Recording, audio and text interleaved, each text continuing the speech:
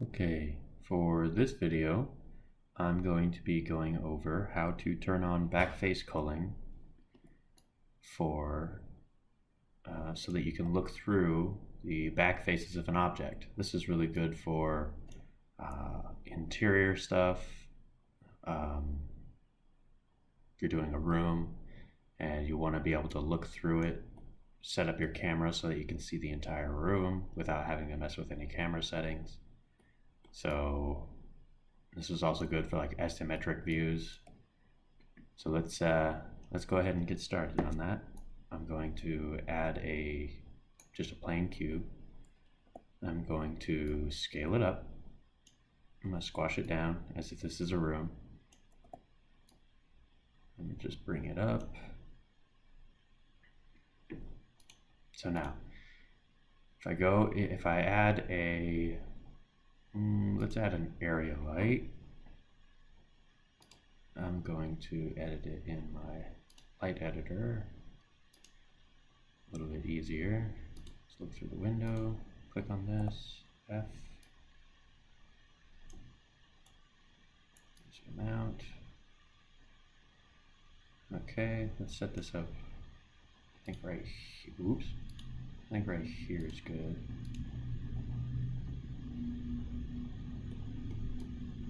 That works. Okay, so if I open up my render view, I hit play, I'm not going to see anything because my light is too weak right now. Click on this, bump this up to, let's say 10. Ooh, it's a little harsh. Let's put it at 8. Okay. So now we can see the effect that I'm going to be going for. So, I want to be able to see into this object. Now, what I want to do is I'm going to go to the cube shape tab under this object. I'm going to go to render stats, and I'm going to turn off double-sided. As you can see, it didn't really do anything. And that is because our normals are still facing outwards. So Arnold is rendering by the normals, and when you have double-sided checked, it's going to act as if the normals are the same on both sides of this object, as if it has normal data on both sides of the face.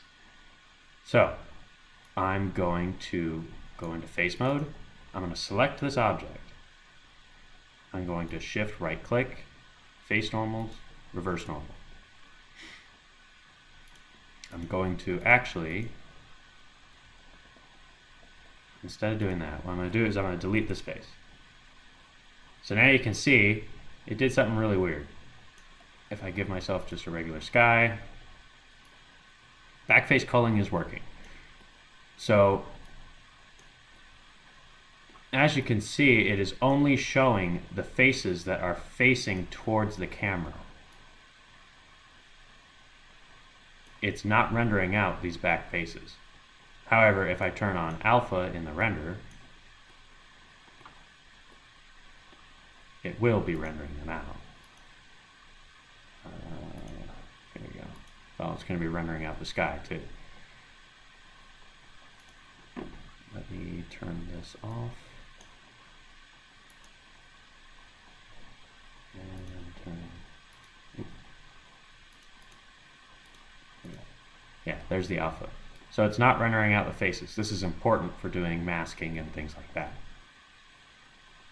It's only rendering out the faces where the normals are shown. So I'm going to delete the sky map. I'll go back to my light. This is a good example of, I'm going to turn alpha off.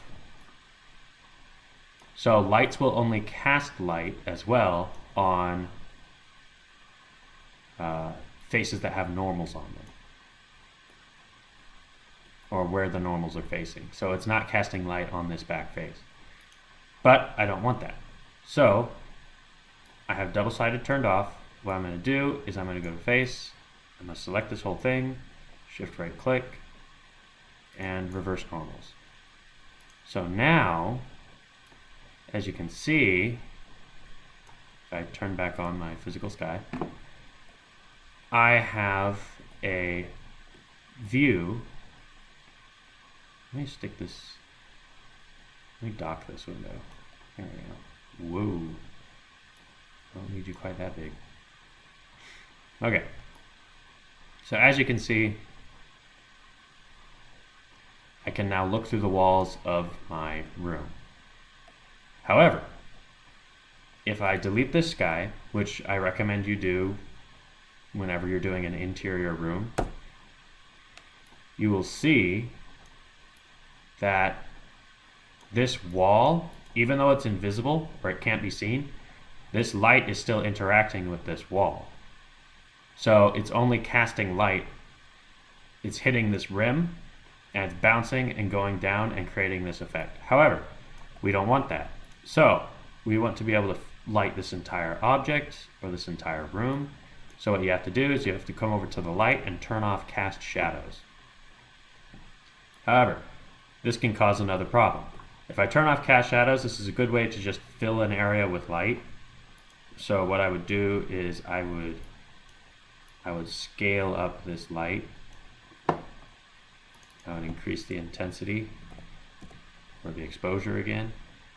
Actually, I want to put this at like 6. Yeah. Because what this is going to do, this is going to essentially affect the shadows of whatever lights I put in here to affect the objects that I'm going to have in the scene. So I'm going to, what I'm going to do is I'm going to create a room real quick. So I'll be right back.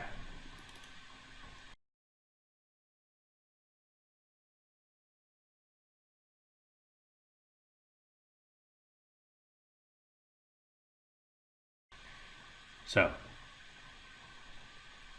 as you can see, now that I'm back, because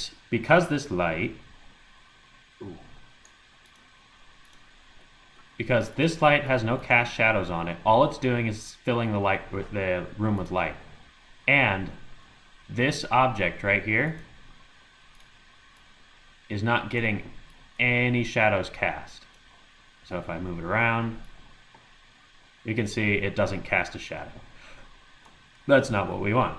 So what I'm going to do is I'm going to create another light.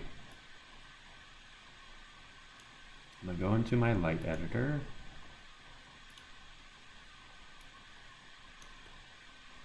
I'm going to select this object, put a focus on it. Okay.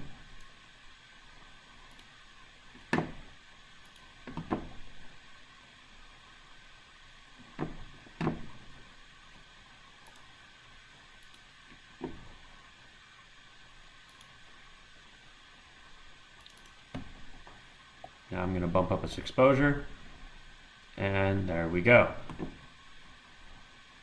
Now it's casting light, or it's casting a shadow. This is how you light an interior scene and display it in an isometric view in a ray tracing render form. This is good for doing, again, bedroom stuff, room, architectural design, things like that. This will help you. Oh yeah, so I said this one was affecting the shadows of whatever light this cast. So if I change the color of this light, I could have cool shadows.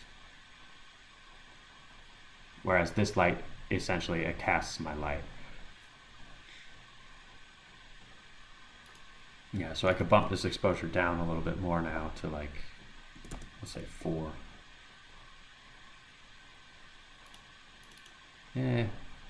Let's go back to 8, and instead of messing with the exposure, I'll mess with it here in the color, because in essence this is messing with the exposure as well. The exposure just tells your light how far it's going to travel. I also created a window, so I guess I should do another light. Another light here. Let's look through this light. Make this my focus. Ooh. Stop it. Zoom outside of this object. Put it like that. So now I have my light set up. For this one's going to cast a shadow for the window. So now what I'm going to do is I'll bump up this exposure to like 10.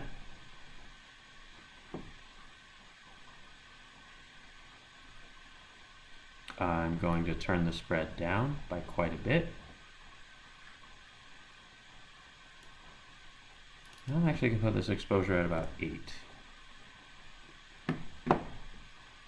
And I'm going to delete this other light that I have here, just because it's lighting the same subject and I really don't want that. But, as you can see,